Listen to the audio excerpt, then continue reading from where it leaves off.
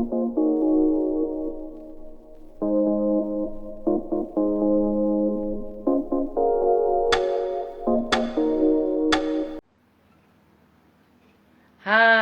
everyone, welcome to Sunday Live Talk Show. It is the 4th week of the month of April 2021.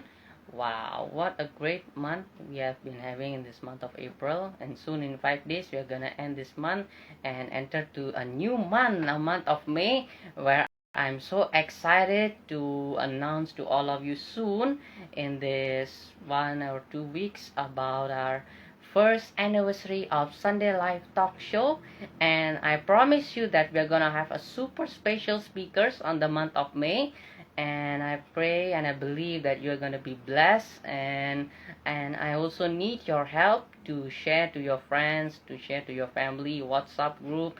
At least if you one person could share to at least 5 or 10 friends of your in WhatsApp or any of your contacts, it would be really nice of you, and I would really also to thank you for your help and for your prayers, for your support since the day one until now. Thank you so much. So without further ado, today we'll be talking with Brother Dika Permana. He is part of a community. He has got many community with him, and I believe he's going to be a great blessing for us with his sharing and everything. So yeah, let's bow ahead and we're going to enter in a worship. Thank you, Jesus. We love you, Lord. We give you praise, Father. Thank you for this day, Lord. Thank you for everything that you have done for us. If we are still alive, we are still healthy, it's only because of you, Lord. Right now, we want to worship you, Father, before we enter into the talk show, Lord. Let all of this program, Father, bring a blessing to all of us. Thank you, Lord Jesus. To you be all the praise, all the glory, and all the honor. Let your Holy Spirit be in our hearts and be in our houses. In your mighty name we pray. Amen. Let's worship him. Hallelujah. Thank you, Jesus. Thank you, Lord.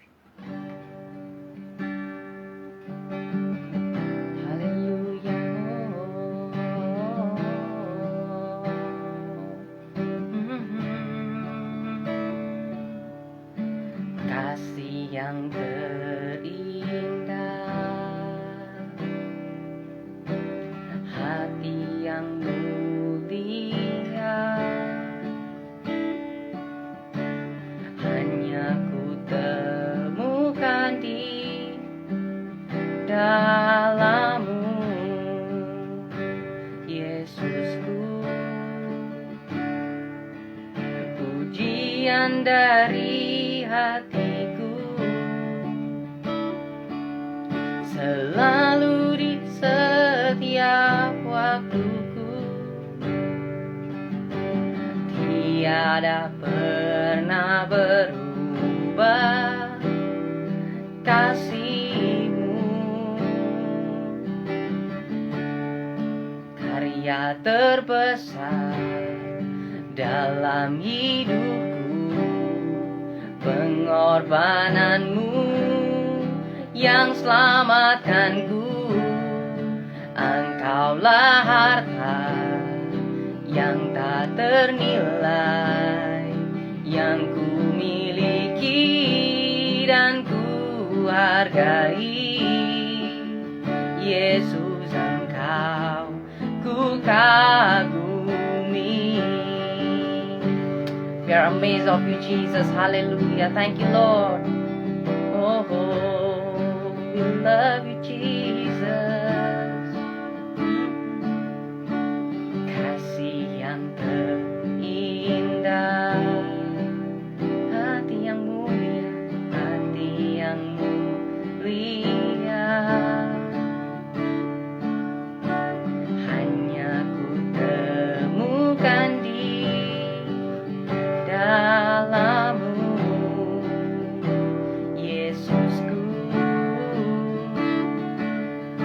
Pujian dari hatiku selalu di setiap waktuku, tiada pernah berubah kasih-Mu.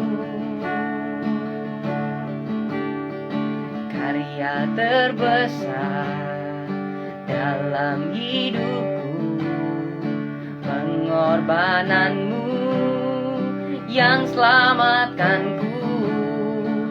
Engkaulah harta yang tak ternilai, yang ku miliki dan ku hargai.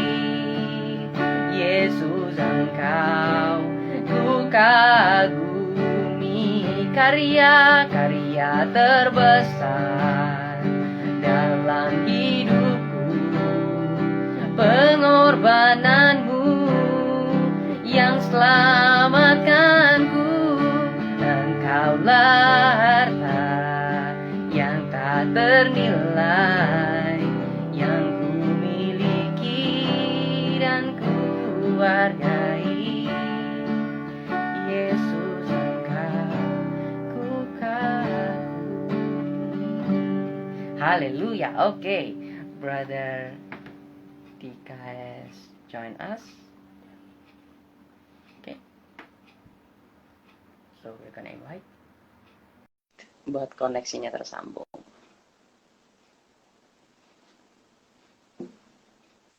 Okay. Halo kakak. Hai Daniel. Hai. Baik kak, shalom. Shalom. Wow, luar Wow. biasa banget.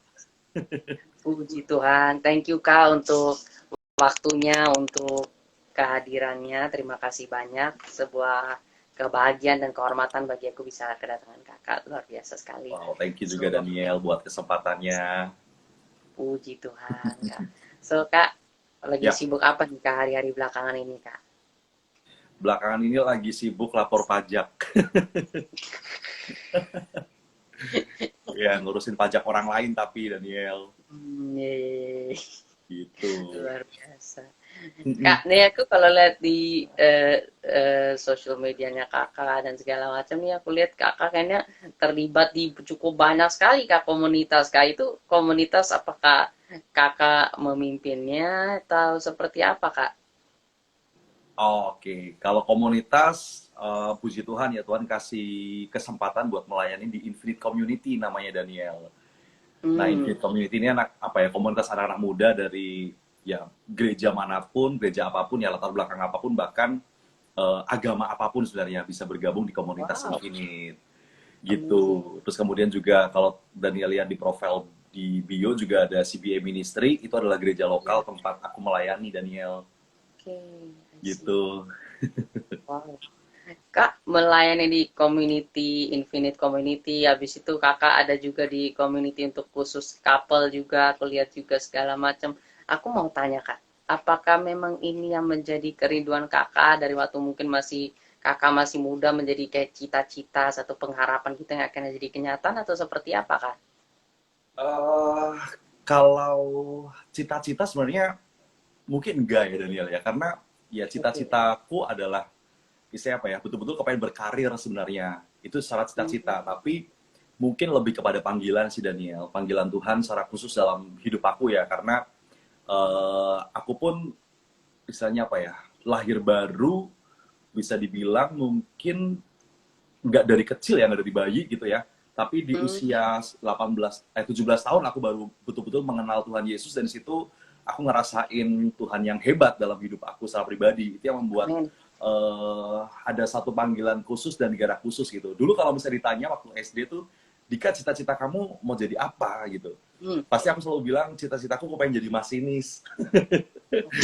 Supirnya kereta api gitu kan. Karena seru aja gitu loh, kepengen kerja jadi masinis gitu. Tapi ternyata ketika siapa ya, Tuhan panggil aku untuk mengenal Dia secara pribadi, secara khusus, ada satu calling yang khusus juga tuh di dalamnya gitu. Sampai akhirnya ya istilahnya apa ya, mulai dari anak-anak muda terus sampai akhirnya Tuhan kasih kesempatan juga untuk melayani di gereja lokal, dan istilahnya apa ya, membangun jemaat di gereja lokal juga. Itu anugerah Tuhan sih Daniel. Wah, keren. Kak, aku mau tahu nih, kakak berasal dari keluarga yang memang udah cinta Tuhan, udah kenal Tuhan, atau seperti apa kak?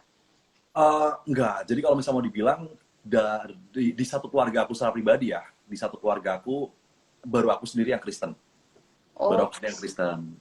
Kakakku masih seorang Muslim, terus kemudian papaku juga masih seorang Muslim. Mamaku dulu Katolik, tapi karena sudah meninggal, ya akhirnya ya cuma baru aku sendiri sih gitu. Cuma ya memang kita saling support, saling mendoakan lah Daniel.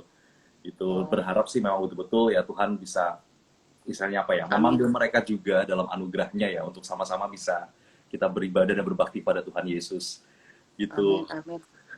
Wow, Kak, nih aku selalu terkagum sama yang cerita-cerita yang seperti Kakak ini dan salah satu hal yang membuat aku mungkin penasaran dan mungkin kalau ada teman-teman juga yang mungkin penasaran, ketika Kakak memutuskan mempercayai Tuhan, Kak, pada waktu itu, apakah ada penolakan, Kak, dari keluarga? Kan yang mungkin banyak yang kita mengetahui juga bahwa seringkali ya ada sebuah apa ya namanya ya pertentangan gitu loh dari seberang mungkin masuk ke sini dan ya seperti itu. Nah, apakah Kakak mengalami penolakan gitu, Kak, sewaktu memutuskan mau mempercayai Tuhan Yesus?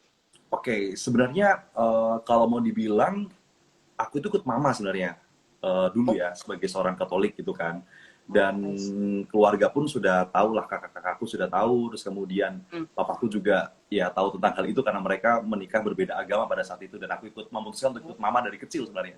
Cuma hari itu istilahnya apa ya, pengenalanku akan Tuhan masih belum belum seperti hari inilah kalau mau dibilang, sehingga masih suka goyang-goyang gitu. Nah, terus ketika di usia 17 atau 18 tahun aku agak sedikit lupa, betul-betul ingin memutuskan untuk percaya Yesus sebagai Tuhan dan Juru Selamat, kemudian bergereja di istilahnya apa ya, gereja pertobatan ya kalau mau dibilang ya. Disitulah Mhm. baru aku menemukan satu panggilan yang luar biasa, dan keluarga sih puji Tuhan Wow. mereka tetap support aku, Daniel. Gitu. Mereka tidak Wah, dahsyat. membeda-bedakan sih, puji Tuhannya seperti itu, dan itu yang Wow, menjadi apa ya amin. istilahnya ya, satu satu kebanggaan lah bahwa mereka tetap memberikan satu toleransi untuk aku Amazing. Yes, gitu. yes. Wow, inilah satu hal yang harus dicontoh ya bagi kita semua apapun agama kita, kita tetap harus saling menghargai, menghormati dan saling mencintai luar biasa. Sambil terus Kak, kita aku doakan Daniel. yes. Wow, luar Ya. biasa. Kak, kan Kakak Yap. Katolik nih. Kalau banyak orang kan berpikir Katolik tuh ya mirip-mirip lah sama kita yang percaya sama Tuhan Yesus. Ada yang berkata demikian.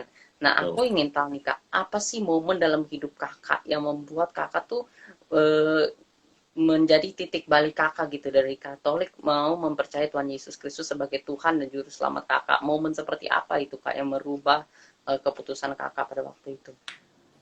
Ya, hari itu tuh jadi aku mungkin cerita dari awal kali ya, ada beberapa teman-teman juga yang pasti sudah tahu lah tentang kehidupan aku waktu dulu gitu kan. Jadi memang aku tidak terlahir dari keluarga yang mungkin secara finansial eh, berkelimpahan gitu. Kita cukup untuk segala sesuatunya gitu kan. Lalu kemudian waktu lulus SMA, ya waktu lulus SMA tuh aku punya satu kerinduan buat kuliah. Cuma hari itu papaku belum menyanggupi lah istilahnya untuk membiayai kuliah gitu. Dia sih bilang, ya nanti coba kita coba ya, tapi kalau memang kamu bisa kerja dulu, mungkin bagus untuk kerja dulu gitu. Nah singkat cerita, aku kerja di tempat, ya kerja kepada seseorang lah hari itu, menjadi, aku mungkin nggak perlu jelasin lebih detail lagi, Yes, tapi yes, yes, hari itu yes. aku kerja ikut orang, dan ternyata orang Mhm. itu adalah seorang paranormal gitu Daniel. Seorang Oh, paranormal, terus kemudian misalnya apa ya, ya waktu itu kan karena aku belum mengenal Tuhan secara pribadi dengan lebih dekat ya istilahnya ya, karena juga mhm. waktu aku Katolik, bukan berarti Katolik itu buruk ya teman-teman, Iya, tapi iya, iya. hari itu memang aku secara pribadi yang memang belum, siapa ya, ya ke gereja cuma hari Minggu doang atau hari Sabtu, dan itu pun kadang cuma jaga di parkiran, Oh, ngelirik-ngelirikin, maksudnya cari-cari sasaran gitu kan ya untuk diajak kenalan gitu kan. Jadi ya nggak dengar firman dengan jelas lah hari itu. Lalu kemudian ternyata ketika aku ikut orang itu paranormal pun aku masih membenarkan hal itu gitu. Aku merasa bahwa oh itu hal baik kok, nggak apa-apa deh gue ikutin gitu. Sampai akhirnya adakan ritual-ritual dan lain sebagainya. Aku tetap ikutin tuh hari itu. Dan aku masih menganggap bahwa itu hal yang baik gitu. Singkat cerita, setelah 1 tahun berjalan, mhm. perlakuan dari si orang tersebut kayak udah mulai nggak enak nih sama aku gitu. Dia udah mulai Oh, nggak boleh ini, nggak boleh itu, larang-larang dan lain sebagainya. Nah singkat cerita aku mau minta keluar dari rumah dia gitu, minta keluar dari pekerjaan itulah. Tapi ternyata si orang itu bilang, oh kamu nggak boleh gitu, kamu harus tetap ikut saya, kamu harus tetap misalnya apa ya, mengikuti tradisi-tradisi itu dan lain sebagainya. Sampai akhirnya ketika aku maksa untuk keluar, dia itu sempat pegang boneka santet ya, dan dia bilang oh, bahwa kalau misalnya kamu berani macam-macam, ya lihat akibatnya lah, dia bilang seperti itu. Kamu tahu akibatnya, artinya ada satu ancaman yang membuat aku semakin takut hari itu, Daniel. Gitu, bayangkan diancam mati, siapa sih yang yang mau gitu kan. Nah, Lah, jadi aku memutuskan untuk ya udah deh, daripada gua mati mendingan gua bertahan dulu aja lah di sini gitu. Nah, mungkin yes. gini loh, mungkin Tuhan mendengar seruan hatiku gitu ya, yang kepengen keluar gitu. Sampai akhirnya singkat cerita aku dipertemukan lah sama seorang hamba Tuhan. Nah, proses ketemunya pun ini amazing banget gitu loh. Karena aku sedang bekerja di satu acara yang memang si bosku ini bikin gitu loh. Dia bikin acara dan aku di situ waktu itu kan aku suka nyanyi ya. Aku nyanyi lah gitu, ambil ambil kesempatan buat nyanyi gitu kan, iseng-iseng. Tiba-tiba waktu selesai nyanyi itu ada pemain musiknya itu bilang gini, Dika, kayaknya kalau misalnya kamu ikut lomba nyanyi Pesparawi ya, waktu itu ada namanya Pesparawi, itu pesta paduan suara gerejawi, kayaknya bagus Oh, nih kamu wakilin wakilin Cilacap, karena waktu itu aku tinggalnya di Cilacap, Daniel. Gitu. oh, Tinggalnya di kota Cilacap, bukan di Jakarta mm-mm. gitu. Nah, terus kemudian aku kayak tertarik, oh boleh juga tuh Om, gimana caranya? Oke, besok kalau misalnya kamu mau, kamu datang deh ke SD Pius namanya. Nah, SD Pius itu sekolah aku waktu SD. Oke. Nah, ternyata di SD Pius itu lagi ada latihan paduan suara lah pada saat itu. Terus kemudian Mm, aku datang, aku ketemu lagi sama pemain musik yang nawarin aku untuk ikut lomba. Terus mm, tiba-tiba si pemain musik itu bilang gini, Dika, aku kenalin nih satu sama pelatih kita, gitu. Nah, aku dikenalin mm. lah sama satu pelatih vokalnya, dan kebetulan si pelatih vokal itu pendeta, Daniel. Wow, Gitu. amazing. Ya, pelatih vokal itu pendeta, hamba Tuhan, dia juga dosen bahasa Ibrani, gitu kan. Nah, terus Wow. akhirnya singkat cerita nih, si Om Pendeta ini yang ngelatih aku nyanyi, sampai akhirnya aku bisa ikut lomba mewakili kota Cilacap pada saat itu. Padahal gini loh, anehnya adalah Tuhan itu bisa denger denger apa ya, mungkin seruan atau cerita hatiku untuk bisa keluar dari apa sih namanya, jerat iblis itu gitu loh, Daniel. Yes, yes. Gitu. Setuju, Terus setuju. tiba di acara yang si orang itu bikin sendiri, tiba-tiba ketemu sama pemain musik yang istilahnya apa, yang nyuruh aku ikut lomba, di Mm. tempat aku latihan ketemu sama pendeta yang akhir apa ya, yang bisa dibilang dia yang akhir yang latih aku. Terus kemudian dia juga memperkenalkan Yesus sama aku gitu. Awalnya tuh aku yang menolak sebenarnya, Daniel, aku yang menolak loh. Yesus yang aku sembah di sebelumnya pun kayaknya sama deh Om, gini-gini. Tapi kan boleh juga tuh kalau kita ke dukun. Tapi boleh juga kan Om kalau misalnya kita ke kuburan-kuburan buat ngasih sesaji dan lain sebagainya, boleh juga kok Om, aku bilang gitu kan sama si si Om Pendeta ini. Tapi si Om Pendeta ini dengan sabar lah dia menjelaskan tentang kebenaran firman Tuhan ya, Daniel. Sampai akhirnya aku siapa ya, kayak mulai memahami lah tentang firman Tuhan itu, tentang Yesus yang adalah Tuhan dan Juru Selamat dalam kehidupan kita gitu kan. Dan ini ada satu momen yang luar biasa. Tiba-tiba si Om Pendeta ini ngajakin aku ke rumah seorang hamba Tuhan juga, namanya Oma Rumba. Nah, di rumah Oma ini kita itu baru pertama kali ketemu, Daniel. Kita baru pertama kali ketemu, dan si Om ini juga baru pertama kali ketemu setelah 1 tahun nggak ketemu deh kalau nggak salah. Jadi bener-bener kayak pertemuan kita adalah pertemuan yang tidak direncanakan sebenarnya. Tiba-tiba si Om ini ngajakin, Dika, ayo kita ke rumah Oma, gitu kan. Oma siapa? Oma Rumba, udah ikut aja gitu. Oke, boleh dong, boleh dong, aku ikut aja gitu kan.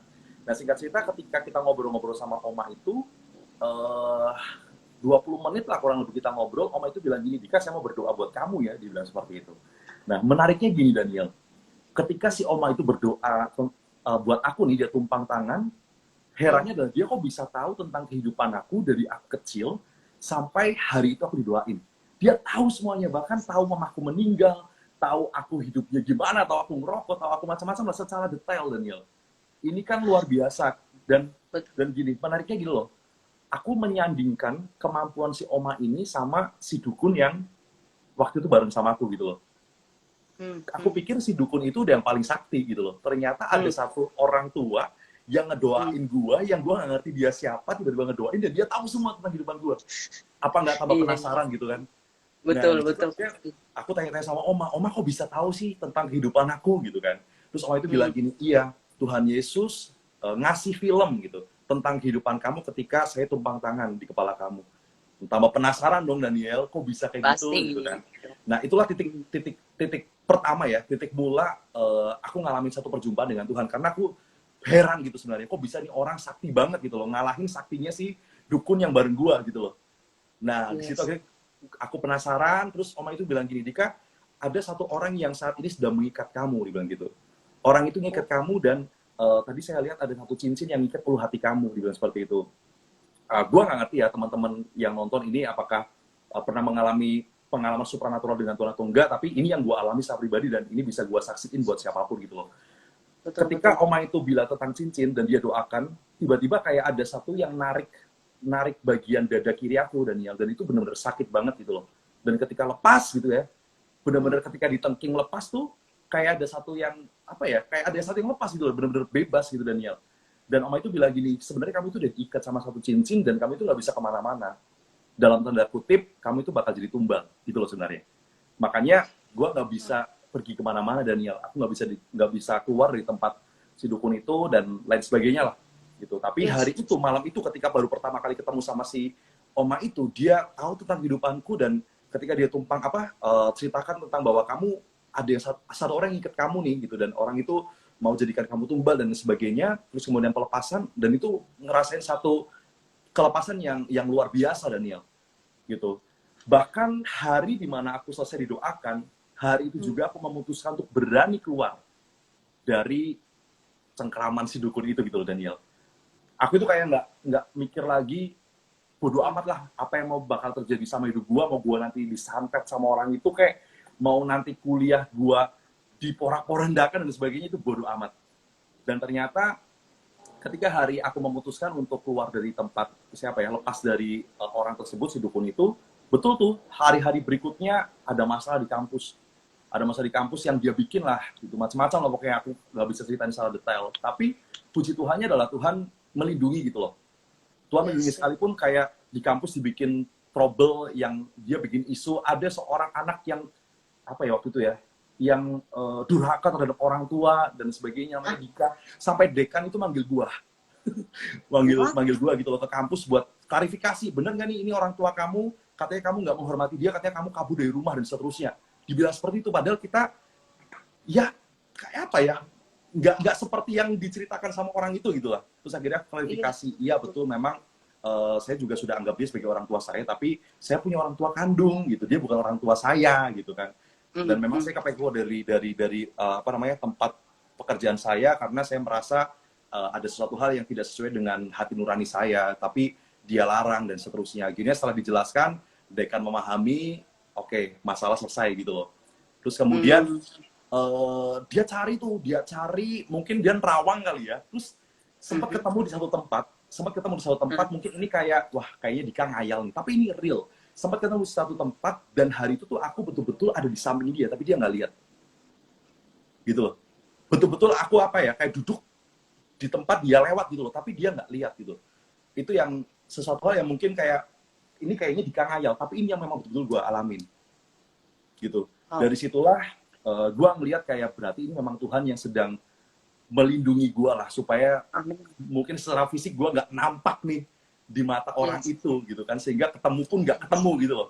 Dan di situ yang membuat gue semakin percaya sama Tuhan Yesus sebenarnya. Sampai akhirnya gue mencoba untuk ikut kelas pemurid dan dijelaskan tentang Injil dan seterusnya, sampai akhirnya gue memutuskan untuk dibaptis.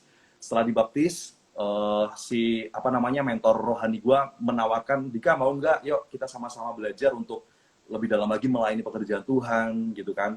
Tapi dilatih dulu ya, maksudnya di coaching dulu, di mentoring dulu sampai siap, barulah di situ aku melayani pekerjaan Tuhan gitu. Mungkin agak sedikit ini ya berantakan ceritanya karena nggak disusun kata-katanya, tapi itu yang aku bisa saksikan. Luar biasa. Cuman nih Kak, mungkin untuk sedikit-sedikit banyak yang melengkapi ceritanya Kakak ini, aku ada sedikit beberapa pertanyaan ya. Aku teman-teman juga pasti penasaran nih. Kakak kan tadi berkata bahwa Kakak hidup sama mamanya Kakak kan ya. Berarti tempatnya mamanya Kakak juga pada waktu itu di Cilacap juga kan?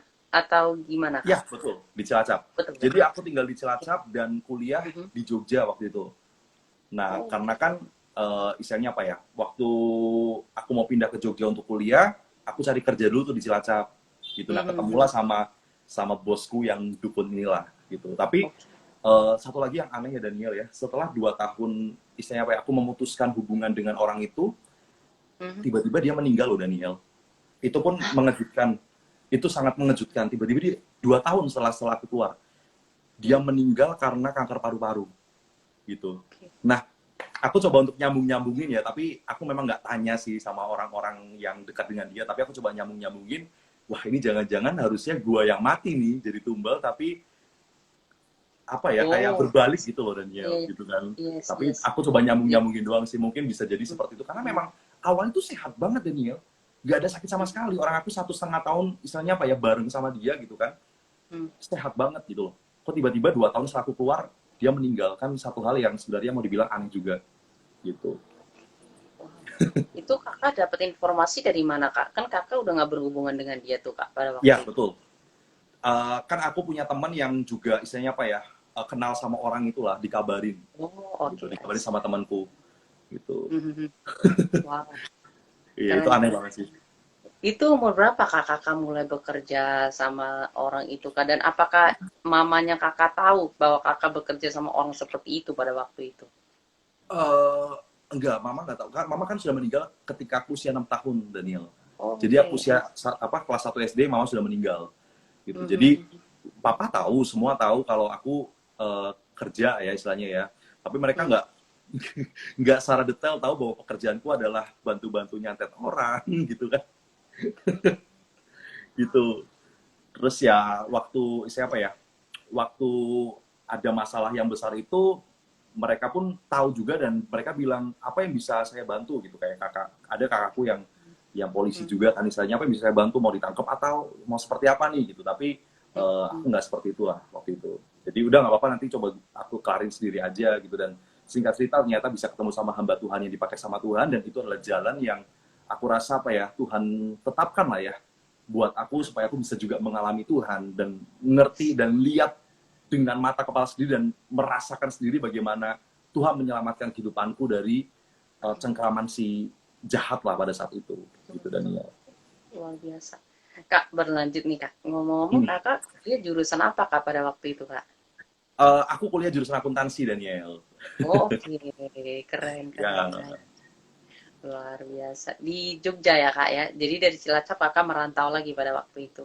ya dari Cilacap ke Jogja, terus dari Jogja lulus kuliah baru pindah ke Jakarta gitu. Wow, luar biasa. Pindah ke Jakarta sendiri juga Kak atau seperti apa Kak? Kenapa? Sorry. Waktu Kakak pindah ke Jakarta, apakah Kakak sendiri juga memutuskan untuk pindah ke Jakarta atau seperti apa Kak? Sendiri. Awalnya tuh ada penawaran kerja ya, ada penawaran kerja gitu. Tadinya kan apa ya istilahnya, kepengennya di Jogja aja lah, kerja di Jogja gitu kan. Mhm. Tiba-tiba kakak memang kebetulan sudah lama di Jakarta, dan salah satu kakak, ada dua kakakku, dua-duanya di Jakarta. Nah kakak yang kedua Mhm. nawarin, Dika mau nggak kerja di Jakarta nih, ada lowongan lah di bidang accounting gitu-gitulah dan sebagainya. Terus akhirnya oh boleh juga nih gitu. Dan memang butuh penyesuaian ya. Khususnya kan memang hari itu tuh betul-betul eh hatiku tuh sebenarnya kepengen di Jogja aja, selain mau cari kerja di Jogja, karena aku sudah dapetin satu komunitas gereja yang support aku banget waktu itu kan Daniel. Dan aku Oh, bisa melayani di gereja tersebut gitu, dan kepengen di situ terus gitu pelayanannya. Cuma ternyata ada kakak yang nawarin, dan aku coba pertimbangkan, oh ternyata mungkin bagus juga nih untuk karir aku ke depannya dan untuk pelayanan aku ke depannya juga. Dan ternyata puji Tuhan, ternyata ketika sudah sampai di Jakarta ya Tuhan juga buka jalan dalam banyak hal sih, baik dalam pekerjaan juga, terus juga dalam pelayanan juga, dahsyat, bahkan ketemu jodoh juga di sini gitu kan. Luar biasa banget ya dahsyat, sih dahsyat, dahsyat. Yes, yes. Allah kita gitu. memang Allah yang dahsyat luar biasa. Amin, Kak, betul. kapan nih Kak pertama kali mulai pelayanan tuh pas kapan tuh Kak pertama kali melayani Tuhan? Oke, pertama kali melayani kurang lebih sekitar 1 tahun setelah lahir baru Daniel. Jadi dalam masa Oh, 1 tahun itu aku betul-betul di mentoring dulu ya. Di mhm. mentoring, kadang kan udah ngebet banget nih, udah ngebet banget kepengen naik mimbar untuk jadi singer gitu kan. Tapi Iya, iya. Iya, iya. mentor rohani bilang, tenang, tunggu dulu, ada waktunya gitu. Kamu belajar dulu aja, memahami betul tentang firman Tuhan, belajar-belajar jadi pendoa untuk gereja dulu, pendoa untuk keluarga kamu, terus apa namanya, ikut pemuridan dulu, sampai akhirnya setelah 1 tahun barulah dikasih kesempatan tuh untuk mulai melayani. Awalnya jadi singer Ah, gitu. keren. Dahsyat, Terus dahsyat. kemudian setelah itu Daniel, karena kan juga mungkin dari mulut ke mulut ya, ada Mhm. orang-orang yang mungkin tahu tentang cerita aku. Ya puji Mhm. Tuhan tuh setelah 1 tahun lahir baru, Tuhan mulai pertemukan aku dengan istilahnya apa ya, pengurus-pengurus PMK dari beberapa kampus di Jogja gitu kan. Di situ mulai dipanggil untuk sharing, dan itu yang membuat kayak apa ya, wow, luar biasa ternyata ya ketika gue bisa menyaksikan tentang kebaikan Tuhan dalam kehidupan gue, banyak orang yang diberkati, gue sendiri bersuka cita gitu. Betul. Nah, dari Yes. situ akhirnya kayak semakin ini nih, semakin tajam panggilan Tuhan dalam kehidupanku untuk melayani Tuhan gitu. Keren, keren, keren. Kak, bagaimana cerita awal mula kakak membangun Infinite Community, Kak? Infinite ya, wah. Iya, iya, Yes. iya. Infinite Community itu kurang lebih hampir 5 tahun yang lalu lah dibangun. Oh, Hampir 5 tahun yang lalu dibangun. Nanti bulan Juli tanggal 29 itu ulang tahun kelimanya Infinite nih. Dan awalnya wah, itu dari itu Jakarta keren. Utara sebenarnya Daniel. Gitu. Jadi aku sampai di Jakarta, waktu itu aku betul-betul cari tempat pelayanan ya. Cari tempat Hmm, pelayanan, ya sempat ke beberapa gereja gitu kan. Tapi sambil aku doakan Tuhan, di mana ya kira-kira aku bisa Tuhan tempatkan untuk melayani gitu. Dan singkat cerita, ada satu gereja di Jakarta Utara di Tanjung Priuk, Daniel, yang mungkin oke. kalau mau dibilang nggak kelihatan sama mata manusia gitu lah ya gereja tersebut gitu kan, di Tanjung Priok, namanya GBI Ganggeng Raya, di gang di Jalan Oke. Ganggeng Raya namanya. Di situ aku ketemu sama hamba Tuhan namanya Ibu Deborah yang sekarang jadi gembala dan menjadi ibu mertua saya, Daniel. Oh, Ya, nice. nah ya, pokoknya sekitar 6 Yes. tahun yang lalu berarti kurang lebih ya. 6 tahun yang Hmm, lalu aku mulai melayani di GBI Gang Raya, terus singkat cerita aku lihat nih pemuda di situ seperti apa gitu kan ya. Dan adalah kerinduanku dan waktu itu tuh aku ngobrol sama Audrey anaknya gitu. Aku lupa deh apakah waktu itu udah pacaran atau belum, aku agak lupa. Gitu. Tapi kita ngobrol nih untuk bikin satu kegerakan baru, movement baru. Gimana kalau misalnya kita ubah nih sistem youth-nya gitu. Jangan jangan jadi infinite youth tapi infinite community aja supaya semakin banyak orang yang bisa join sama kita dan istilahnya apa ya, bisa kita mentoring juga gitu. Kalau Infinite Youth kan sudah identik dengan youth gereja tersebut gitu loh. Jadi Betul, orang-orang mau betul, datang kayaknya agak, iya. gue juga udah punya gereja lokal kok, gue juga udah punya youth kok gitu loh. Sementara Benar, benar. terkadang di gereja lokal atau di youth mereka pun mereka kurang aktif. Nah kita mencoba untuk Betul, setuju. Iya, iya, istilah iya. apa ya, ya masuk ke sisi yang lain. Kita bilanglah Mm-mm. bahwa ini bukan youth gereja lokal khusus kok, tertentu kok. Ini adalah komunitas di mana siapapun bisa join, mau kamu dari gereja manapun atau bahkan agama apapun, sama-sama kita join di komunitas ini. Ada visi misi yang sudah kita bangun, ada istilah apa ya, sistem leadership yang sudah kita bangun, dan di situ kita bisa bertumbuh bersama gitu. Nah itu mulai dari kurang lebih 5 tahun yang lalu lah, gitu di bulan Juli waktu itu di Jakarta Utara pertama kali Daniel. Wah, luar biasa. Keren, keren, keren. Kak, Mm-mm. memimpin sebuah komunitas, pasti kan ada ups and downs-nya ya, ada suka True. dan dukanya. Ini aku pengen tahu nih Kak, perjalanan Kakak memimpin, menggembala komunitas itu bagaimana Kak, suka dan dukanya? Dan sampai sejauh ini kira-kira sudah ada berapa infinite community Kak? Apakah satu, dua, atau sudah berapa Kak kira-kira? Ya, dalam perjalanan membangun komunitas tentunya nggak mudah ya Daniel ya, karena kan aku juga masih dibilang muda ya, istilahnya Mhm. aku pun ya learning by doing sebenarnya kalau mau dibilang ya, belajar sambil Oke. melakukan. Aku belajar memimpin dan ternyata memimpin itu nggak semudah yang kita bayangkan gitu kan. Biasanya kalau orang Betul.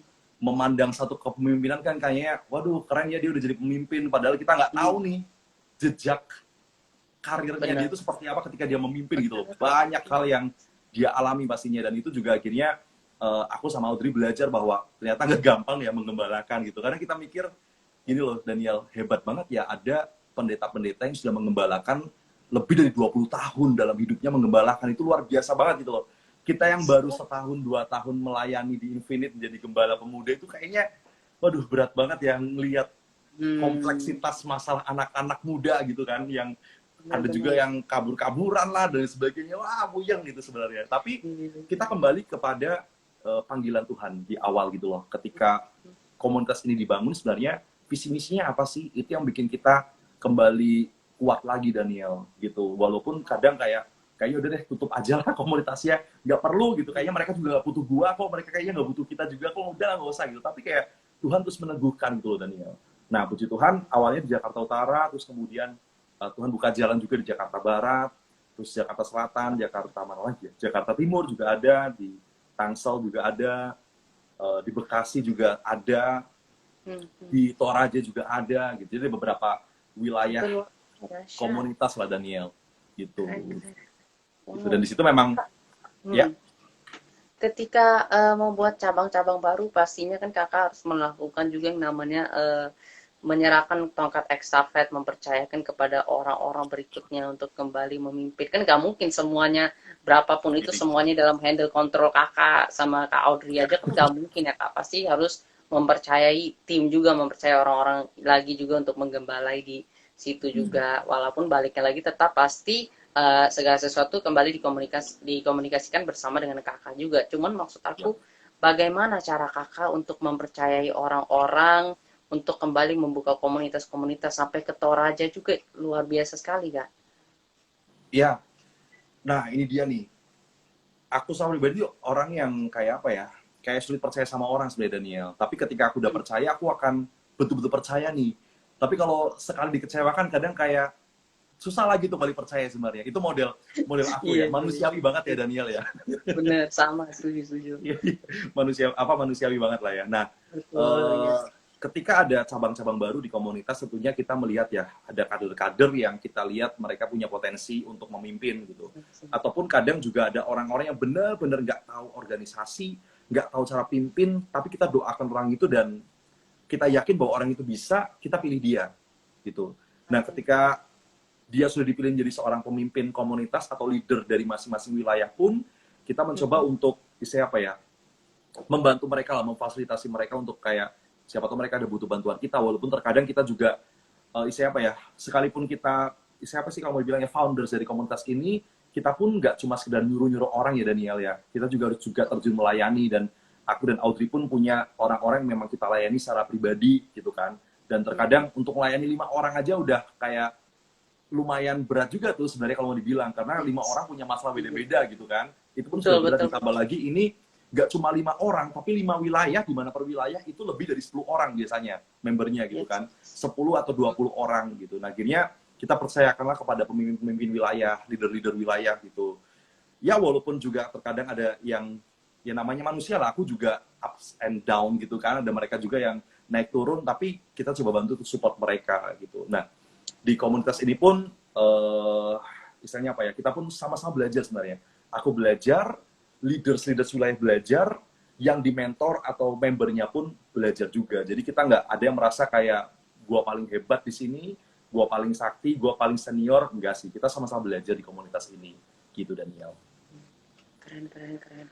Kak, kan pasti ada pergantian ya antara dahulu tahun-tahun sebelumnya dengan mulai dari tahun kemarin yang segala sesuatu diadakan secara online. Lantas Ya. bagaimana dengan Infinite Community? Apakah diadakan juga secara online atau seperti apa, Kak? Ya betul. Kita ketika pandemi ini mulai menyerang gitu ya, kita bingung sebenarnya harus ngapain gitu Daniel. Yes. Hmm, Gue harus ngapain gitu kan, karena nggak boleh ketemu betul, orang betul. dan sebagainya. Dan jujur ya, Benar. kita kehabisan ide gitu. Tapi puji Tuhan ada Kevin namanya ya, kalau misalnya aku boleh kasih tahu, Kevin ini dia bantu aku untuk kayak bantu Kak bikin ini aja, temanya ini dan seterusnya. Terus ada juga beberapa teman-teman yang lain, ada Kak Anggi juga, terus ada juga Ronaldo dan sebagainya lah yang mereka support, Kak bikin program seperti ini aja. Terus akhirnya sampai kita bikin IG Live juga sebenarnya, waktu itu sempat awal-awal pandemi ada tuh. Terus kemudian setelah itu kita masuk ke Zoom gitu kan, setiap hari Rabu kita Zoom. Terus kemudian kadang juga kayak bingung kok, ini orang kok sepi, pada kemana gitu kan ya. Karena kita bingung juga pada kemana gitu, udah dikasih fasilitas untuk kita belajar bareng juga belum tuh mereka datang gitu ya. Kita mikir lagi nih gimana caranya supaya mereka juga tetap punya siapa ya, api ya untuk sama-sama belajar, karena tentunya kadang ada orang yang sudah bosan juga kan Daniel, kuliah online, sekolah online, masih dengar firman juga harus online. Gue kan kepengennya tetap muka langsung, mungkin ada orang yang berpikir seperti itu. Tapi ya Benar-benar. kita coba untuk mengakomodir semua usulan-usulan dari teman-teman yang lain juga. Dan puji Tuhannya nih, per bulan ini Daniel, kita mulai berani untuk ketemu langsung nih, per bulan ini. Keren. Ya, tapi kita adakan 1 kali 1 bulan. Jadi per wilayah kita kasih jadwal, leader memilih jadwal tertentu untuk pertemuan mereka gitu. Tapi 1 bulan 1 kali aja. Sisanya kemana? Sisanya kita tetap by online. Jadi pas ketemuan tuh cuma kayak temu kangen gitu loh. Gila, setahun gak ketemu gitu kan.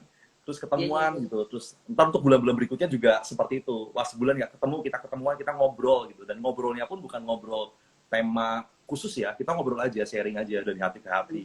Karena kalau untuk tema-tema khusus gitu, kita kan udah ada secara online kita lakukan gitu. mungkin ini untuk memperlengkapi pertanyaannya tentang Infinite Community juga community Yap. yang lain. Mungkin kalau ada nih Kak yang nonton nih yang mau join, caranya gimana Kak untuk bisa join ke Oh, tuh community? bisa join di komunitas Infinite ya? Oke, gampang Yes. banget caranya sebenarnya, tinggal bilang sama aku aja, Kak Dika, aku boleh nggak join di komunitas? Pasti langsung boleh banget. Nanti kita akan Oke. kita akan siapa ya? Tanya ya, kamu dari wilayah mana, tinggal di mana gitu. Kalau misalnya Jakarta Selatan, kita akan arahkan kepada South Infinite. Kalau misalnya dia tinggal Jakarta Utara, kita akan arahkan ke North Infinite gitu. Nanti kita akan arahkan sesuai dengan wilayah. Tapi kalau misalnya tiba-tiba, Kak, gua ada di Papua nih gitu. Ada nggak Infinite Papua? Belum ada. Tapi nanti kita akan masukkan ke grup All Infinite. Nah, jadi Betul. grup kita pun ada banyak banget, Daniel. Ada grup Oke. wilayah, ada juga grup pelayannya ya, tim kreatifnya dan sebagainya, ada grup leader, ada grup All Infinite. Nah, di grup All Infinite ini adalah penampungan ya untuk semua orang yang rindu untuk bergabung di komunitas, tapi ada juga mereka yang di wilayahnya belum ada Infinite Community, mereka bisa masuk ke yang All Infinite gitu. Oke, oke, oke. Wah, luar biasa sekali nih. Berarti tidak ada kata bahwa jarak dapat menjadi penghalang ya. Sama sekali Betul tidak. banget. Sama sekali. Betul banget, Wah, Daniel. keren-keren. Kak, nih kalau kita berbicara tentang kerohanian, tentang kehidupan kekristenan kita bersama dengan Tuhan, kan pasti Ya. kita familiar sama yang namanya salib ya, Kak. Aku Yes. pengen tahu nih, Kak, menurut Kakak, mengapa sih, Kak, salib menjadi satu tanda atau satu simbol yang sangat menekankan tentang kehidupan kekristenan gitu, Kak? Yap. Ini bagus banget ya Daniel ya, ngebahas tentang salib yang sebenarnya ini adalah basic dari kekristenan gitu kan. Dulu Yes. tuh ketika aku lahir baru ya, yang betul-betul mentor rohaniku siapa ya, berikan ajarannya atau gizi yang dia berikan ke aku adalah tentang salib ini sebenarnya. Dia betul-betul menjelaskan apa itu makna salib, kenapa kamu harus percaya sama Yesus sebagai Tuhan Juru Selamat. Kalau misalnya kamu sudah berbuat baik tapi kamu nggak percaya apakah akan tetap selamat dan seterusnya. Jadi betul-betul secara doktrin tentang Injil ini dia masukin tuh buat aku. Dan itu yang bikin aku kokoh, bikin aku kuat dan aku mengalami pertumbuhan dan progres rohani yang luar biasa karena pemahaman tentang salib ini sebenarnya gitu. Nah buat aku sendiri salib itu adalah satu bukti tentang kasih sebenarnya gitu loh Daniel. Ini yang bikin aku merasa bahwa banyak orang atau bahkan banyak ajaran, nggak ada lah ya ajaran yang mengajarkan tentang kejahatan, nggak ada. Semua ajaran agama itu Ada. pasti mengajarkan tentang kebaikan gitu. Betul, Tapi satu setuju. yang membedakan antara kita dengan ajaran-ajaran yang lain adalah tentang salib ini sebenarnya, tentang Oh, bukti ini. Agama lain mengajarkan bahwa Tuhan itu maha pengasih, maha penyayang. Tapi buktinya apa gitu loh? Buktinya apa? Kalau misalnya kita bisa bilang bahwa, oh ya buktinya kan, ya ini kita bisa diberkati, kita bisa hidup, kita bisa napas, kita bisa isi apa ya, kayak dapat ujian, orang lain kena ujian, kita juga bisa kena ujian, orang lain kena panas, kita juga kena panas. Tapi kita bisa bilang betul. bahwa itu berkat yang secara umum sebenarnya, yang orang lain dan siapapun, bahkan penyembah berhala pun atau orang ateis pun dapat nikmati gitu loh Daniel. Ya, Tapi ada ya. satu bukti real, satu bukti yang misalnya apa ya, otentik, yang asli, yang cuma kekristenan yang bisa ajarin. Dan Wow. cuma di kekristenan yang bisa kita dapatkan, yaitu salib itu sendiri. Kalau orang lain bilang sama kita, orang lain tanya sama kita, apa sih bukti Tuhan mengasihi kamu? Apa sih bukti Tuhan mencintai kamu? Apa sih bukti Tuhan menyayangi kamu? Ya kita bisa bilang salib. Gitu loh. Salib adalah bukti bahwa Tuhan Maha Pengasih dan Maha Penyayang. Orang berkoar-koar, Tuhanku Maha Besar, Tuhanku Maha Pengasih, Maha Penyayang, tapi mereka nggak dapetin satu bukti itu. Kita pertanyakan Tuhannya dia sembah itu siapa, gitu loh, seperti apa. Tapi ketika kita nih sebagai orang Kristen, dan aku secara pribadi ketika ditanya sama orang, apa sih bukti Tuhan mengasihi kamu dan bukti Tuhan mencintai kamu, ya aku bilang salib. Pengorbanan dia rela meninggalkan surga cuma buat aku yang berdosa gitu loh.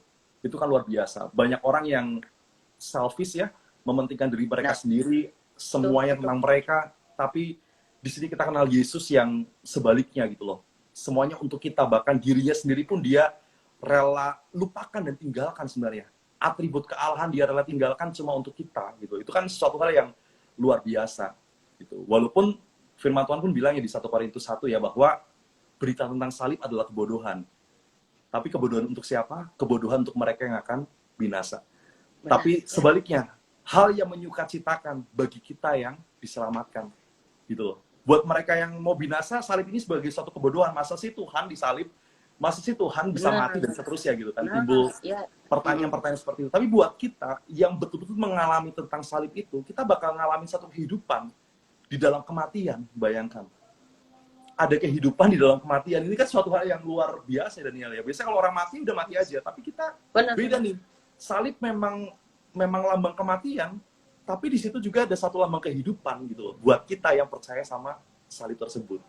Gitu. Wah, keren sih kalau misalnya ngomongin tentang salib tuh kayak apa ya? Kayak aku sampai berdiri kayak mau nangis gitu loh, ngerasain ini betul-betul anugerah yang gak ada bandingannya, yang gak ada siapa ya, Tuhan yang menawarkan hal seperti itu selain Tuhan yang hari ini gue sedang sembah nih, gitu loh. Itu yang luar biasa, gitu. Wow. Daniel. Wow, luar biasa.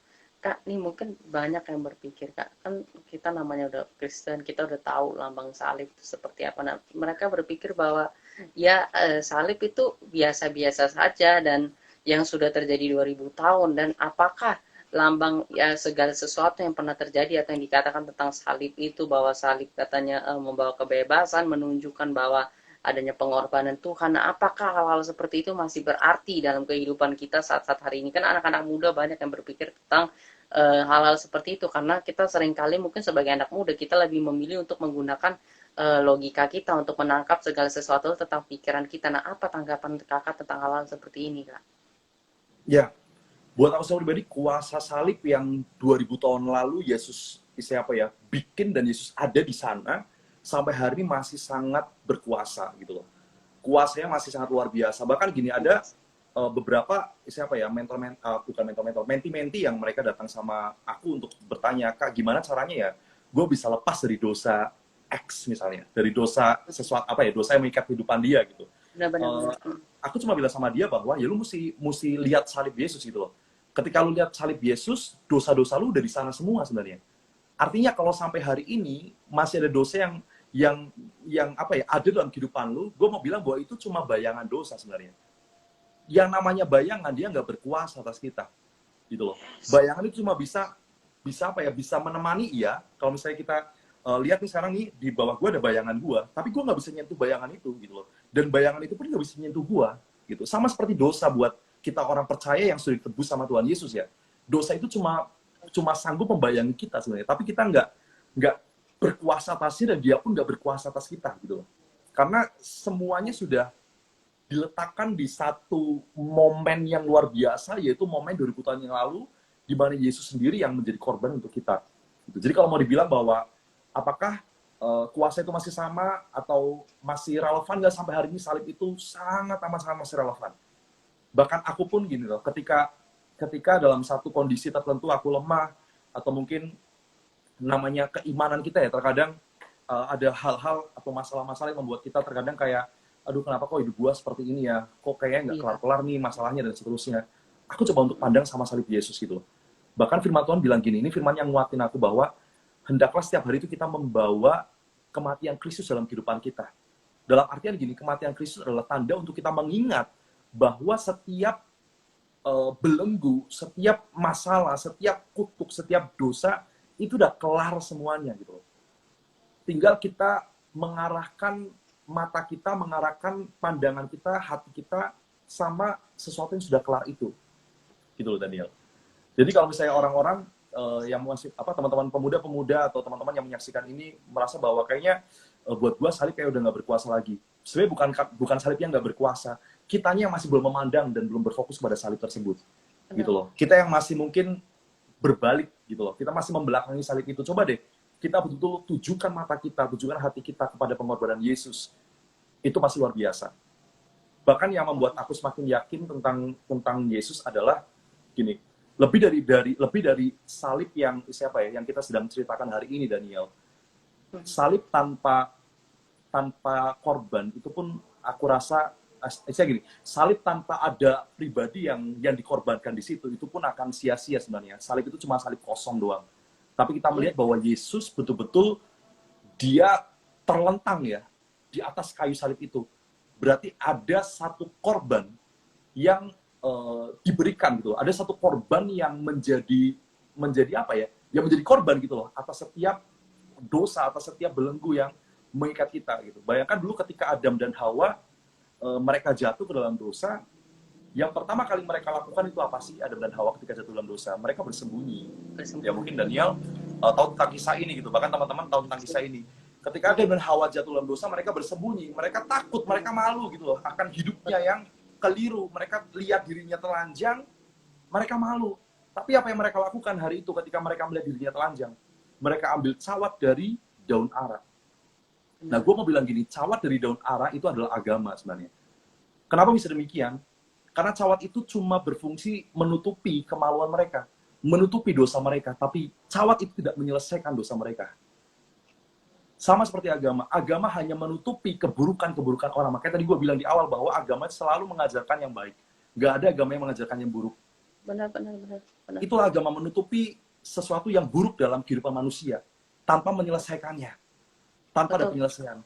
Tapi hari itu, Tuhan datang mencari manusia. Ini yang menjadi pembeda. Kalau agama lain, manusia yang datang mencari Tuhan. Kalau di kekristenan, Tuhan yang datang mencari manusia. Wow, itu satu apa ya? Satu privilege yang luar biasa gitu loh. Satu kehormatan yang luar biasa yang kita bisa dapatkan. Tuhan yang cari kita gitu loh. Dan bahkan nggak cuma Tuhan cari kita, tapi tahu nggak siapa yang Tuhan lakukan ketika melihat mereka memakai cawat dari daun ara? Tuhan gantikan cawat dari daun ara itu dengan cawat dari kulit binatang. Betul. Nggak mungkin tiba-tiba ada kulit binatang di situ, Daniel. Nggak mungkin tiba-tiba ada kulit binatang di situlah.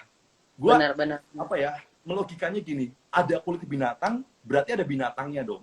Dan nggak mungkin tiba-tiba ada binatang, terus disulap bim, salah bim, jadilah kulit. Nggak mungkin. Pasti ada penyembelihan di situ. Yes. Di dalam cawat, sebelum cawat itu ada, pasti ada penyembelihan. Penyembelihan itulah korban. Dan ketika korban tersebut disembelih, ada darah yang tercurah. Darah yang tercurah itulah melambangkan Yesus yang akan datang, yang sebenarnya sudah diberitakan pada zaman Adam dan Hawa. Kalau misalnya kita balik lagi nih, kenapa sih mesti darah? Kenapa mesti darah? Yang kita semua tahu, Adam dan Hawa, awal mula ketika mereka diciptakan, mereka adalah pribadi-pribadi yang suci, yang kudus gitu loh. Pribadi yang suci, yang kudus gitu. Tapi karena satu dan lain hal, mungkin teman-teman lihat bahwa mereka memakan satu buah yang Tuhan larang pada hari itu. Ya namanya makanan kan ketika masuk dalam tubuh kita, selain makanan tersebut akan menjadi kotoran, juga akan diproduksi di dalam tubuh kita, akan menjadi energi dan sebagainya. Pasti akan mengalir ke pembuluh-pembuluh darah kita gitu loh. Makanan yang kita cerna itu pasti akan berpengaruh kepada pembuluh darah kita, kepada saluran darah kita gitu loh. Dan itu yang membuat darah kita tercemar sebenarnya. Adam dan Hawa waktu itu tercemar darahnya gitu. Padahal mereka adalah orang yang kudus, orang yang suci. Oleh karena itu, darah mereka yang tercemar harus digantikan dengan darah yang suci. Gitu. Makanya kenapa kok harus darah nih? Darah kan lambang hidup. Itu kan ya kalau Alkitab bilang. Kenapa harus darah? Ya karena darah itu adalah satu lambang kehidupan, dan di mana hari itu Adam dan Hawa darahnya tercemar, kemudian perlu ada pembaharuan lewat korban itu. Makanya Tuhan memberikan dirinya gitu pada saat itu dengan perantara kulit binatang ya, dengan perantara binatang ya, sebagai korban sembelihan yang nantinya darah tersebut akan menjadi tanda penebusan dosa manusia, Adam dan Hawa khususnya. Sampai akhirnya singkat cerita di Perjanjian Baru kita melihat Yesus yang mati di kayu salib, dan dialah korban yang abadi gitu kan ya. Darahnya yang tercurah yang mengampuni setiap kita. Makanya salib tanpa Yesus itu akan sia-sia. Gitu. Salib tanpa Yesus itu hanya sebuah hukuman saja. Tetapi salib plus Yesus itu adalah penebusan. Gitu. Ada satu pengorbanan, ada satu penebusan, dan itu yang masih valid sampai hari ini, masih relevan sampai hari ini, yang kita bisa alami dan kita bisa klaim bahwa ketika kita percaya sama salib itu, kita akan beroleh keselamatan gitu. Kita akan beroleh pembebasan, kita akan beroleh kedamaian, kita akan dilepaskan dari setiap belenggu kutuk dan seterusnya. Kalau kita betul-betul mau klaim bahwa dalam nama Yesus, aku mau percaya Yesus sebagai Tuhan Juru Selamat, dan aku percaya akan pengorbanan di kayu salib, dan hari ini aku percaya aku terima kebebasan, aku terima keselamatan, maka terjadi dalam kehidupan kita. Amin. Amin. Wah, dahsyat. Kak, mungkin ini pertanyaan yang menutup tentang topik kita, pembicaraan kita pada malam hari ini, Kak. Mungkin banyak juga yang bertanya, Kak, mengapa harus salib? Kenapa tidak yang lain selain daripada salib? Menarik ya. Kenapa harus salib dan tidak ada yang lain? Karena Ya mungkin dari kalau kita bicara tentang satu tradisi ya, satu tradisi orang kenapa kok bisa gini, salib itu kan lambang kutuk sebenarnya kalau mau dibilang Benar. ya, secara Ya, tradisi ya. salib adalah lambang kutuk dan gini loh, bayangkan kenapa harus kutuk yang isi apa ya, yang disematkan kepada Yesus, yang sementara Yesus Betul. itu datang ke dunia dia mau berbuat baik gitu loh. Betul. Nah, kalau mau direlasikan, mau disambung-sambungin, sebenarnya kan Yesus yang adalah pribadi yang baik, adalah Tuhan itu sendiri, mau hari itu menanggung kutuk semua umat manusia di dunia ini gitu loh. Kenapa harus salib? Karena memang ya salib lambang apa ya? Lambang hukuman atas segala sesuatu yang apa atau atas segala orang-orang yang terkutuk pada saat itu gitu loh. Dan Yesus apa ya? Sun kakopateson melibatkan dirinya masuk dalam kutuk tersebut supaya orang-orang yang hari itu dibelenggu, orang-orang yang hari itu terkutuk, mereka betul-betul sudah dilepaskan lewat salib itu gitu. Jadi yang harusnya kita tanggung, kutuk yang kita tanggung, sementara semuanya diserahkan kepada pengorbanan Yesus gitu. Gue nggak tahu ya kalau misalnya mungkin lambang kutuk hari itu adalah gantung diri misalnya atau penggal, gue nggak tahu apa yang terjadi gitu loh. Mungkin kita akan percaya sama kepala manusia atau nggak tahu. Tapi ya secara tradisi salib itu merupakan satu Yes. hukuman yang siapa ya, yang paling hina ya. Satu apa sih, ada kutuk di dalamnya gitulah istilahnya gitulah. Dan ya aku mungkin agak sulit menjelaskan secara detail, tapi itu yang aku rasakan bahwa ketika kita betul-betul percaya sama Yesus, artinya kita sementara sedang mempercayakan kehidupan kita sepenuhnya sama Tuhan. Kita sementara sedang meletakkan segala kelemahan, meletakkan segala kutuk kita, meletakkan segala belenggu yang mengikat kehidupan kita kepadanya. Gitu. Amin. Amin. Luar biasa. Kak, ada pesan-pesan khusus nggak Kak buat anak-anak muda yang mungkin sedang menyaksikan pembicaraan kita, talk show kita pada malam hari ini, Kak? Ya, pesan-pesan dari aku secara pribadi adalah percaya sama Tuhan Yesus sebagai Tuhan Juru Selamat, itu yang paling utama gitu. Amin. Karena Yes. di luar itu kita nggak akan boleh atau nggak akan beroleh lah ya keselamatan. Kenapa harus Yesus atau kenapa harus salib? Tadi sudah dijelaskan bahwa salib itu tanda kasih. Sekarang kita coba deh bertanya dalam kehidupan kita, apa sih bukti Tuhan mengasihi kita? Satu-satunya yang bisa membuktikan Tuhan mengasihi kita adalah kekristenan sebenarnya, yaitu Yesus yang mati di kayu salib. Untuk itu, jangan pernah sia-siakan pengorbanan Yesus yang 2000 tahun dia sudah lakukan buat setiap kita. Jangan pernah pertanyakan lagi, karena ya kita alamilah. Kita alami Tuhan setiap hari supaya nggak cuma timbul pertanyaan-pertanyaan yang akhirnya menyesatkan kita, tapi kita mengalami apa yang Tuhan mau berikan buat setiap kita. Dan aku yakin bahwa Tuhan mau untuk kita semua sebenarnya diselamatkan, gitu kan ya. Setiap kita beroleh kebagian dalam keselamatan tersebut. Tetapi dengan kita percayalah kita bisa mendapatkan itu, gitu. Untuk itu teman-teman tetap percaya sama Tuhan Yesus sebagai Tuhan Juru Selamat, tetap kasihi Dia, tetap kita mengasihi Tuhan, kita melayani Tuhan, terus kemudian kita berbuat baik. Itu bukan supaya kita masuk surga ya teman-teman ya, tapi sebagai tanda bahwa kita mengasihi Tuhan gitu. Surga udah kita dapetin nih ketika kita percaya sama Tuhan Yesus sebagai Tuhan Juru Selamat. Tapi kenapa kita perlu melayani Tuhan? Kenapa kita perlu hidup dalam kebenaran? Itu sebagai tanda syukur kita sama Tuhan. Nah, ada satu ilustrasi nih yang waktu itu mentor rohani aku kasih tahu sama aku, Daniel. Kenapa kok kita harus mengasihi Tuhan gitu ya? Dia ilustrasikan seperti ini. Ada seorang yang dia itu punya utang gitu kan. Dia punya utang misalnya 10 juta gitu. Suatu ketika orang tersebut gak bisa bayar utang. Mungkin ini juga ada di kisah di Alkitab ya, tapi ini sangat melekat dalam hatiku gitu loh. Ada orang yang punya utang, dia gak bisa bayar utang, tiba-tiba ada orang yang ngebayarin utangnya.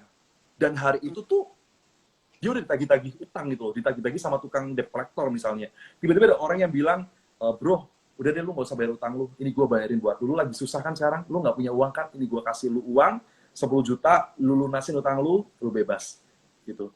Aku yakin orang yang punya hutang itu nggak mungkin meludahi orang yang memberikan uang itulah. Ya pasti dia akan bersujud, mungkin kalau perlu dia akan bilang, bro, apa yang bisa gue lakukan buat lu supaya lu senang, supaya gue bisa balas kebaikan lu, bro. Gue mau lu suruh untuk cuci pakaian lu pun nggak apa-apa, mau ngepel rumah pun nggak apa-apa gitu.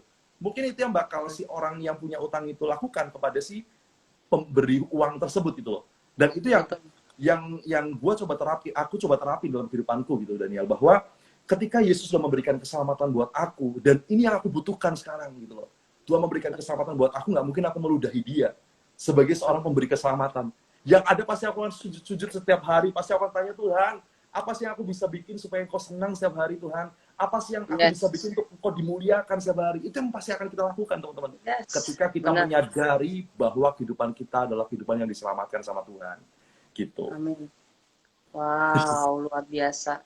Kakak, atas nama semua yang nonton dan atas nama diri aku pribadi, aku mengucapkan banyak terima kasih, Kak, untuk semua sharing Kakak, untuk semua pembicaraan kita malam hari ini. Mungkin sebelum aku minta tolong Kakak untuk menutup kami semua dalam doa dan untuk berdoa, mungkin bagi mereka yang mau menerima Tuhan Yesus sebagai Tuhan dan Juru Selamat mereka juga, izinkan aku untuk merangkum sedikit pembicaraan kita, Kak, pada malam hari ini, Kak. So, teman-teman yang aku kasih dalam Tuhan Yesus, terima kasih banyak untuk kehadiran teman-teman semua. Aku percaya bukan sebuah kebetulan kalau malam hari ini kita ada di sini, kita menyaksikan perbincangan hari ini. Bukan sebuah kebetulan, semua adalah rencana Tuhan, dan aku percaya kita dapat belajar hal-hal yang sangat luar biasa pada malam hari ini. Yang aku tangkap dari semua malam hari ini adalah, yang pertama adalah kita harus berani mengambil keputusan.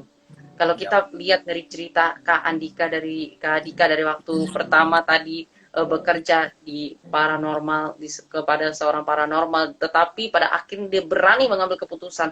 Mungkin ada dari kita, sebagian dari kita mungkin saat-saat hari-hari ini kita sedang berada terikat dalam sebuah dosa.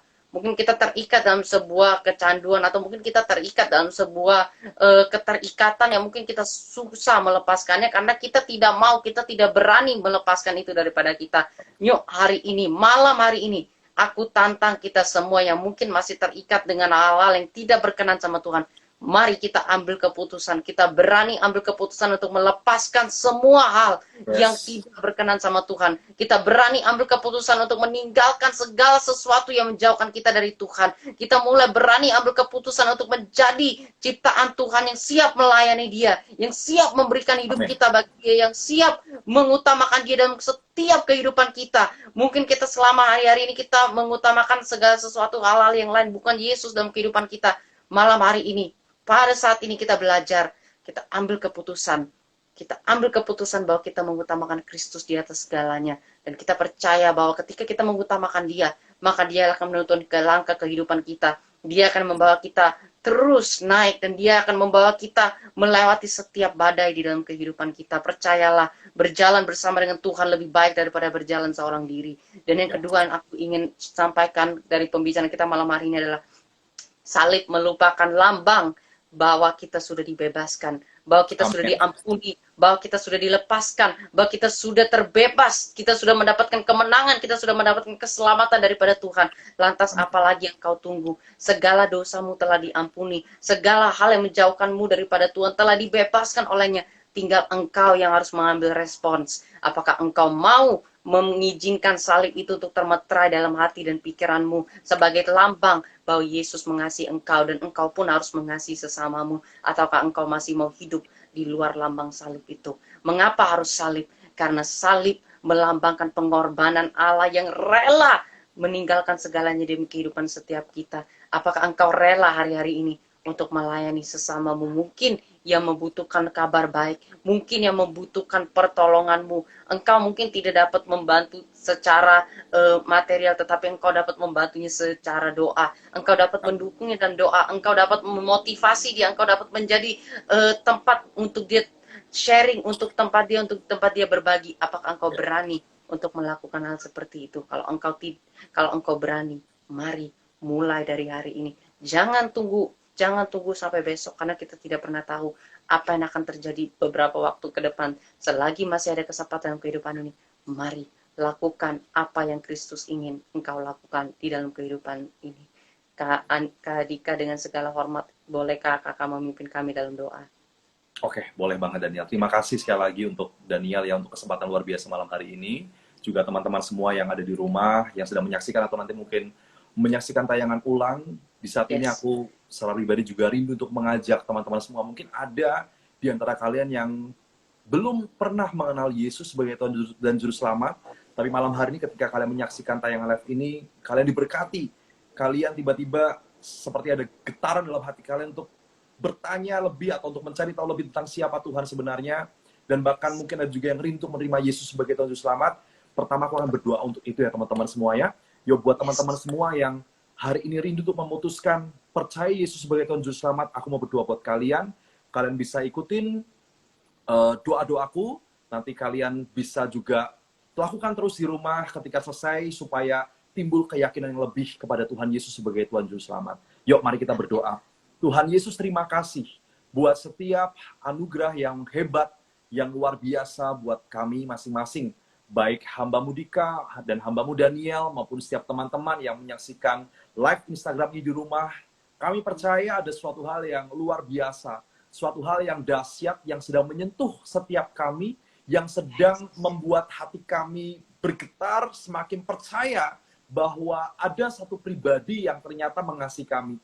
Orang-orang di sekitar kami mungkin mengecewakan kami, orang-orang di sekitar kami mungkin meninggalkan kami, tapi kami melihat ada satu pribadi yang terus setia, yang terus ada bersama dengan kami. Secara khusus Tuhan, aku mau berdoa untuk teman-teman yang saat ini mungkin masih belum percaya Yesus sebagai Tuhan Juru Selamat, tapi hari ini mau ambil komitmen untuk percaya. Aku berdoa dalam nama Tuhan Yesus, masuklah hai Engkau Juru Selamat di dalam kehidupan teman-teman kami yang saat ini memutuskan untuk percaya Yesus sebagai Tuhan dan Juru Selamat, dan kami undang Engkau lebih lagi bekerja atas hidup mereka. Dalam nama Tuhan Yesus, teman-teman mungkin bisa sampaikan bersama-sama dan bisa katakan, Tuhan Yesus, hari ini aku mau terima Engkau sebagai Tuhan dan Juru Selamat dalam kehidupanku. Aku mau percaya Engkau, bahwa Engkau adalah satu-satunya Tuhan yang sanggup menyelamatkanku. Tuhan yang sanggup melepaskan aku dari setiap belenggu, dari setiap kutuk, dari setiap ikatan apapun yang mengikat kehidupanku, dari setiap masa laluku yang kelam. Aku percaya Engkau Tuhan yang hebat, yang bahkan karyamu 2000 tahun yang lalu sudah menyelesaikan semuanya bagiku, dan hari ini aku mau menerima Engkau sebagai Tuhan dan Juru Selamatku secara pribadi. Masuklah Engkau, hai Juru Selamat, ke dalam kehidupanku dan tuntunlah kehidupanku. Amin. Mari juga kita berdoa teman-teman semua. Aku juga pengen tuntun teman-teman yang hari ini juga mungkin rindu untuk mengalami kelepasan dalam kehidupan teman-teman semua. Kalian mungkin bergumul dalam satu dosa, ikatan yang sepertinya kalian sendiri bingung gimana cara melepasinya. Percaya, yang pertama adalah respon hati kita untuk kita mau berubah, itu yang harus kita miliki. Yang kedua, kita minta Tuhan terus bekerja atas kehidupan kita, membebaskan kita dan menuntun kita kepada kebenaran. Dan pandang Yesus, semuanya sudah selesai di atas kayu salib, sebab dia sudah menyelesaikan semuanya buat kita. Untuk itu mau tuntun setiap teman-teman yang ingin melepaskan diri dari setiap ikatan, yuk sama-sama kita berdoa dalam nama Tuhan Yesus. Aku berdoa di saat ini Bapa, untuk setiap teman-teman kami yang hari ini, mungkin mereka saat ini masih terbelenggu dalam dosa-dosa yang mereka sendiri sulit lepaskan. Mungkin mereka ingin lepas dari alkohol, tapi hari ini mereka belum bisa lepaskan. Aku berdoa, Tuhan, Engkau lepaskan belenggu tersebut. Ada teman-teman yang mungkin juga rindu lepas dari rokok. Di saat ini aku berdoa, Tuhan, Engkau yang sanggup memulihkan kami, Engkau yang memampukan setiap kami, untuk kami bisa melepaskan diri kami dari setiap ikatan apapun, termasuk ikatan untuk merokok, dalam nama Tuhan Yesus. Bahkan juga, hari ini kalau ada teman-teman yang mungkin masih memiliki ikatan secara nafsu seksual yang terlalu berlebihan, yang keliru, aku berdoa dalam nama Tuhan Yesus, Tuhan Engkau yang memulihkan kondisi kami. Tuhan melepaskan kami dari setiap hasrat-hasrat seksual yang keliru, yang tidak memuliakan Tuhan Yesus, bahkan hasrat seksual yang menyimpang. Kami percaya di saat itu Tuhan Engkau memulihkan setiap kami. Kami tolak setiap kuasa-kuasa roh jahat dalam hidup kami, yang membenteng, yang mau menebengi kami, yang mau mengikat kami, kuasa apapun, kuasa LGBT atau apapun juga, kuasa seksual yang keliru, tidak berkuasa atas kehidupan kami. Dalam nama Tuhan Yesus, Tuhan bebaskan dalam nama Tuhan Yesus. Terima kasih Bapak. Bahkan mungkin ada teman-teman juga yang saat ini sedang mengalami masalah di keluarganya, di rumahnya, ada pertengkaran hebat mungkin di rumahnya. Aku berdoa juga supaya Tuhan Kau memulihkan kondisi keluarga teman-teman kami di saat ini Bapak. Tuhan tolong mereka semua yang mungkin sedang bergumul untuk orang tua mereka, supaya ada pemulihan keluarga, Tuhan berkati. Pemulihan kakak adik, adik kakak, Tuhan berkati semuanya.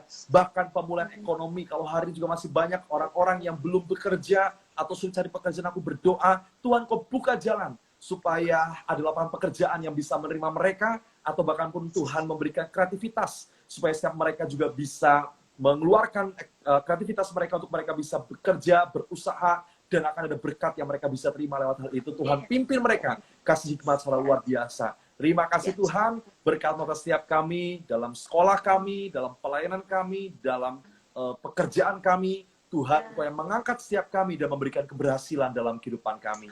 Ini hidup kami Tuhan, Kau juga berkati Daniel juga Tuhan. Aku bersyukur untuk anakmu yang luar biasa, yang punya hati melayani Tuhan, punya hati untuk menginjil, punya hati untuk menceritakan tentang kebaikan Tuhan bagi banyak orang. Aku bersyukur Tuhan, Engkau berikan Daniel di saat ini dalam kehidupan kami. Saya bersyukur Tuhan, Kau hebat atas kehidupannya. Aku percaya Tuhan akan semakin pakai Daniel secara luar biasa. Diberkati segala apa yang Daniel kerjakan, lakukan semuanya Tuhan buat berhasil. Berkat luar biasa mengalir atas kehidupannya, atas keluarganya dalam nama Tuhan Yesus. Terima kasih Bapak. Ini hidup kami serahkan semua sama Engkau. Dalam nama Tuhan Yesus Kristus. Haleluya. Amin, amin, amin. Bapak, kami juga mengucap berdoa Tuhan Yesus untuk Kak Dika yang sudah melayani kami pada malam hari ini Tuhan. Oh Rabashandra, Tuhan kami berdoa Tuhan. Biarlah Engkau memperluas pelayanannya lebih dan lebih lagi ya Bapak. Kami tahu Tuhan rencanamu dan rancanganmu indah bagi kehidupan Kak Dika dan keluarganya Bapak. Kami berdoa untuk Kak Dika dan Kak Adri dan penggembalaannya Tuhan di Infinite Community dan juga community-community yang lain Tuhan yang dibangun Tuhan. Biarlah Tuhan Kau teguhkan mereka, Kau topang mereka, Kau terus lindungi, Kau bentengi, Kau jagai Bapak. Kau menjadi satu-satunya benteng perlindungan mereka, Tuhan. Menjadi tempat di mana mereka mengadu, Tuhan. Menjadi pusat daripada kekuatan mereka, Bapa. Biarlah hikmat daripadamu, marifat daripadamu, kebijaksanaan daripadamu tercurah senantiasa atas kedua hamba-Mu ini ya Bapa. Kau urapi setiap pelayanannya Bapa, biarlah semakin banyak jiwa-jiwa yang dimenangkan Bapa. Kami berdoa biarlah tanda-tanda heran mujizat senantiasa menyertai pelayanan hamba-Mu ini ya Bapa. Kami tahu Tuhan, semakin dahsyat lagi Engkau akan memakai kedua hamba-Mu ini Tuhan, dan kami tahu Tuhan, di zaman-zaman ke depan ini Tuhan, akan ada sesuatu hal-hal baru yang akan Kau percayakan kepada hamba-Mu ini ya Bapa. Kau terus berkati keluarganya Tuhan dengan kesehatan, dengan perlindungan yang datangnya daripada-Mu Tuhan. Kami menyerahkan setiap penggembalaannya, setiap umat yang dipimpinnya Tuhan, setiap menti-menti yang dimentor oleh kedua hamba-Mu ini Tuhan ke dalam tangan-Mu Bapa. Biarlah nama-Mu dipermuliakan melalui kehidupan hamba-Mu ini Bapa. Terima kasih Tuhan, dalam nama-Mu Tuhan kami menyerahkan Kak Dika dan keluarganya ke dalam tangan-Mu. Dalam nama Yesus Kristus Tuhan kami berdoa dan kami percaya, kami katakan amin. Amin. Terima kasih banyak Kak untuk waktunya. Juga, Tuhan berkati selalu Kak.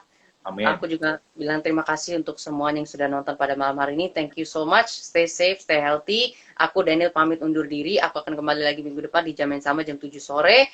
Good night. Bye-bye. God bless you all. Bye. God bless you.